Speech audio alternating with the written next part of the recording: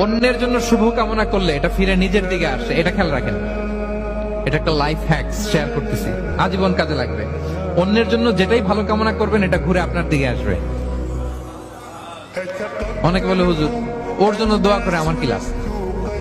নিজের জন্য আল্লাহ আমারে মাফ করে দাও, আল্লাহ আমারে সমৃদ্ধি দাও, আল্লাহ আমার বেতন বাড়াও, আল্লাহ আমার ব্যবসায় বরকত দাও, আল্লাহ আমার ছেলেরা হাফেজ বানাও, আল্লাহ আমার বউ, আল্লাহ আমার মেয়ে, আল্লাহ আমার আমার আমার সব আমার ভালো আপনি চাচ্ছেন নিজের জন্য, অন্যদের জন্যও চান।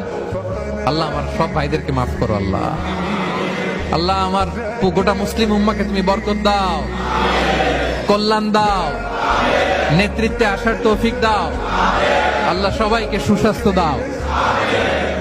এটা ফিরে আপনার দিকে আসবে। অন্যের জন্য শুভকামনা বহুগুণ বৃদ্ধি হয়ে নিজের দিকে রিটার্ন করে। বিষ্ণু সাল্লাল্লাহু এটাই বলেছেন, মা মিন আবদিন মুসলিমিন ইয়াদউ লিআখিহি বিযাহরিল